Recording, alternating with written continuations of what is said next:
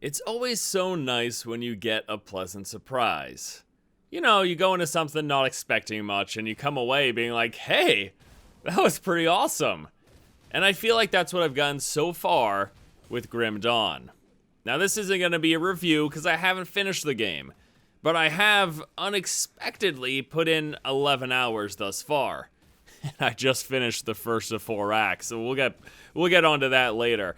I want to talk with you guys about Grim Dawn. This kind of came out of nowhere for me. I bought the game a couple of years ago when it first entered early access, and then earlier this week, I heard that it was done. They're launching the game today, actually. This Thursday, it's coming out. It's finished. It's done with early access. They're saying it's content complete. And, you know, maybe we'll see some stuff in the future as well. But as it stands, it's a finished product. Figured this is the perfect time to revisit it. Now, what is this game? Well, it's a top-down hack-and-slash action RPG. And in many ways, it's unremarkable in its basic formula. But I think it's pulled things together in a way that was really pleasantly surprising. And I'm astonished that I'm continuing to play this, because I wasn't expecting to. I booted it up on stream on Tuesday, and I thought, well, I'll start it out, and if I don't hate it, maybe we'll play it for a couple hours. Lo and behold, 7 hours later, streaming longer than I expected to, I was still playing it, until I checked the time, and it was like, whoa, guys, I gotta go. I mean, and that was the first day. And then I had some time to sit on it and think about what it was. And then the day after, I just wanted to play it again. And so I want to talk with you guys about what this game is, what it's presenting, what it has to offer, and why I've been enjoying it. So again, it's unremarkable in its basic formula. The gameplay is pretty straightforward.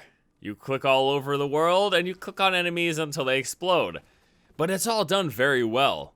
And I think especially for such a small team, I think I heard it's a 10-man development team.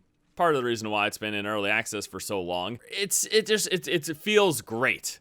The gameplay is incredibly satisfying. Even the simple act of left-clicking on enemies, which is actually primarily the build that I'm going for, hit things with a large stick, is essentially my game plan. Even that simple act feels satisfying.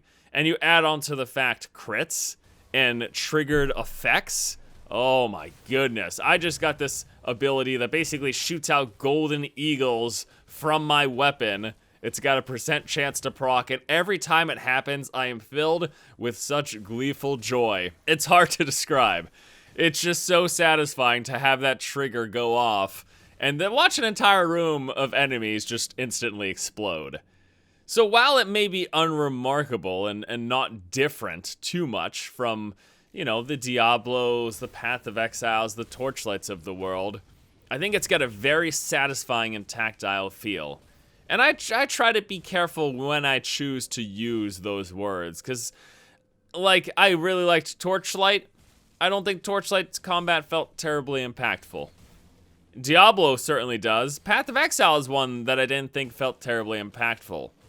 Grim Dawn, I think, has nailed the simple act of left-clicking on monsters and having them explode. Now, there's more further in-depth stuff to the gameplay besides clicking on them. We've got a variety of skills, which comes from the class system. Basically what happens is when you enter the game, they have you kill a few monsters, and then your first level up, you pick a class. There's 6 of them to choose from. I chose Soldier. I said, that sounds like a good, I wanna just hit things with heavy weapons. So I picked Soldier. And then we trucked along, we got some skills. Every time you level up, you get a few skills, and you can use those skill points to increase your character stats, which actually progresses you down a tree, which gives you further access to active and passive abilities. And then you use those skill points and those abilities, and those skill points have various levels.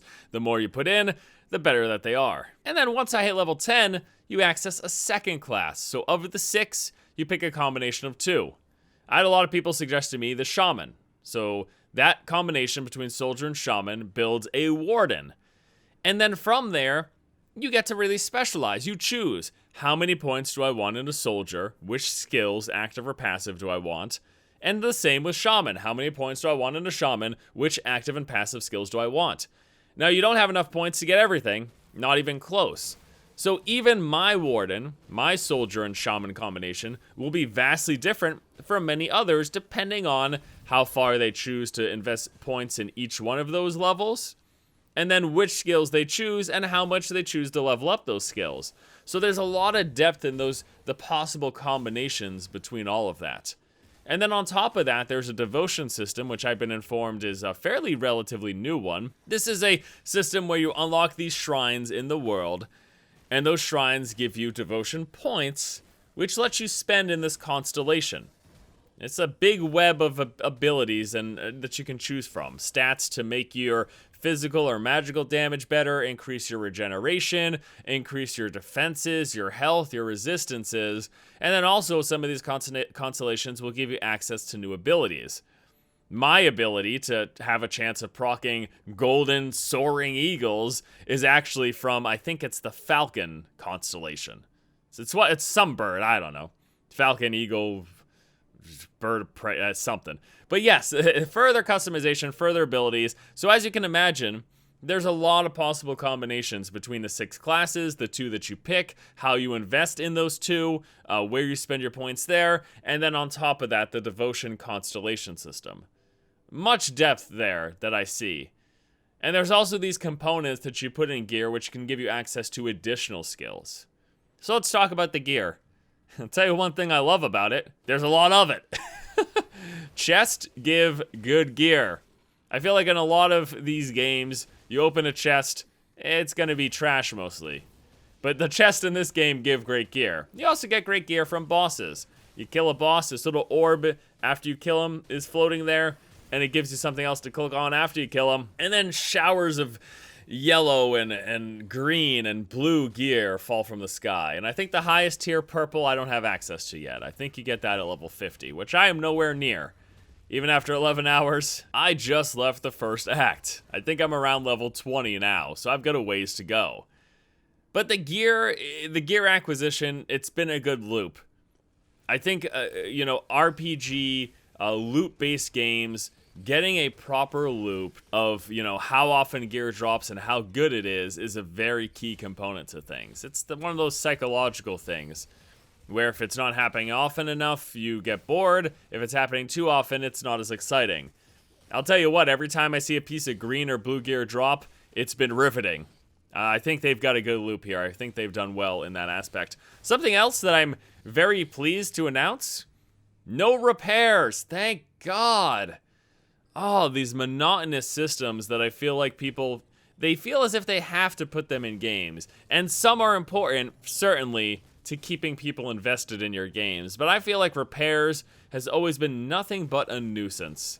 And I'm so pleased to see that this game has no repairs. It's one less system to micromanage. Now, you can't get rid of all micromanaging in these games because that's a part of the psychological stuff that keeps you invested. And again, I get that. But I think we could do with a few less of them, and seeing no repairs is just very pleasing to me. It's one of those, it's a quality of life thing that I am satisfied with. Now, there's also a crafting system in this game. I've barely touched it though. I think I just unlocked it at level 15 or so. And it seems pretty straightforward. You get recipes, you use components, and you craft those things. You got a chance to proc higher rarity, but you also have a base guaranteed rarity. I haven't dove too much into the crafting system though, so I can't talk much about it. I'd like to talk about the longevity of the game. Seems like it's got some of that. 11 hours, just finished Act 1. There's 4 acts total. I'm not going to assume that every act is going to take quite as long. The first act, being that it was my first time playing the game, and I'm taking my sweet time.